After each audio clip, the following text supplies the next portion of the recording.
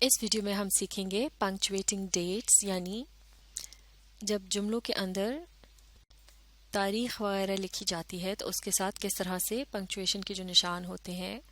کاما وغیرہ، ان کا کس طرح سے استعمال کیا جاتا ہے۔ تو ایک جملے کے اندر ڈیٹس کو پنکچویٹ کرنے کا طریقہ سیکھنے کے لیے ہم کچھ ایگزامپل سے مدد لیں گے، مل کر انہیں پڑھتے ہیں۔ پہلی ایگزامپل ہے Akram was born on November the 21st 1985، یعنی اکرم 21 نومبر 1985 میں پیدا ہوا تھا۔ تو اس جملے میں آپ دیکھ سکتے ہیں یہاں مہینے کا ذکر ہے اور پھر اس کے بعد تاریخ بھی ہے اور اس کے بعد سال یا سن لکھا گیا ہے، لیکن تاریخ اور سال کے درمیان میں کاما کے نشان کا استعمال کیا گیا ہے۔ تاریخ کو جب مہینے کے بعد لکھا جاتا ہے تو اسے پڑھتے وقت ان کے درمیان د کا لفظ استعمال کیا جاتا ہے جو کہ لکھا نہیں جاتا، جیسے کہ یہاں پڑھتے وقت اسے اس طرح سے پڑھا جائے گا نومبر the 21st۔ اور اس کے علاوہ تاریخ کو جب مہینے کے بعد لکھا جاتا ہے تو اس کے ساتھ یہ جو ایس ٹی یعنی فرسٹ کی جو شارٹ فارم ہے اسے نہیں لکھا جاتا۔ اس کے علاوہ ترتیب کے لحاظ سے آپ دیکھ سکتے ہیں کہ یہاں سال جو ہے اسے آخر میں لکھا گیا ہے اور تاریخ یا مہینے کو اس سے پہلے لکھا جاتا ہے۔ اب دیکھتے ہیں اگلی example. He was born on Monday, November the 21st, 1985، یعنی وہ پیر کے روز 21 نومبر 1985 میں پیدا ہوا تھا۔ اب کی بار اس جملے میں ہفتے کے ایک دن کا بھی ذکر ہے، جیسے کہ یہاں منڈے کے دن کا لکھا گیا ہے۔ تو اس طرح سے یہ جو جملہ ہے یہ پچھلی ایگزامپل سے اس طرح سے مختلف ہے کہ اس میں ہفتے کے دن کا ذکر نہیں تھا۔ تو اگر آپ نے ہفتے کے دن کا بھی ذکر جملے میں شامل کرنا ہو تو پھر اسے مہینے سے پہلے لکھا جاتا ہے۔ اور ایک اور بات جو نوٹ کرنے کی ہے پنکچویشن سے متعلق، تو جب ہفتے کے دن کو جملے میں شامل کیا جاتا ہے تو پھر اس کے بعد آتا ہے کاما کا نشان، اگر اس کے بعد مہینے کا ذکر ہو اور پھر اس کی تاریخ ہے اور تاریخ کے بعد آئے گا، جیسے پہلی اگزامپل میں بھی تھا، کاما کا نشان اور پھر ہے سال کا ذکر۔ اب دیکھتے ہیں اگلی example. On November the 21st Akram was born, یعنی 21 نومبر کو اکرم پیدا ہوا تھا۔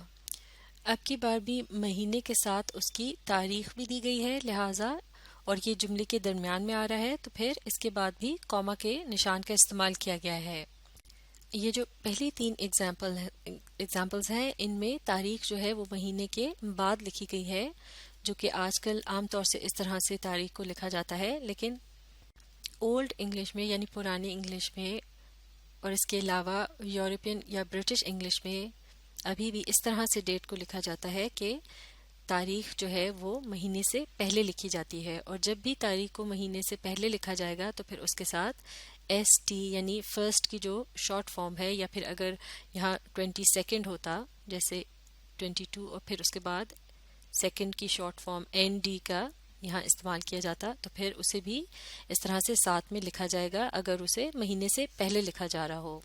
لیکن جیسے کہ پچھلی ایگزامپلز میں آپ نے دیکھا جب بھی تاریخ کو مہینے کے بعد لکھا جاتا ہے تو پھر اس کے ساتھ ایس ٹی یا این ڈی وغیرہ اس طرح کی شارٹ فارمز لکھنے کی ضرورت نہیں ہوتی۔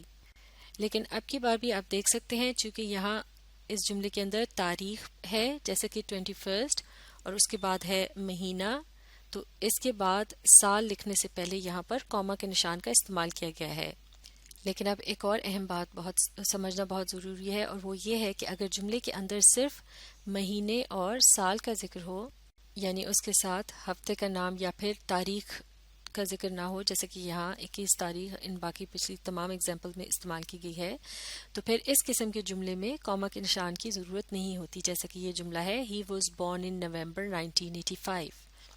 یعنی وہ نومبر 1985 میں پیدا ہوا۔ اسی طرح سے اگر جملے کے اندر صرف سال کا ذکر ہو تو وہاں بھی کاما کے نشان کی ضرورت نہیں ہوتی، جیسا کہ یہ جملہ ہے The year of 1985 marks the date of his birth، یعنی 1985 وہ سال ہے کہ جس سال میں اس کی پیدائش ہوئی۔ تو لہٰذا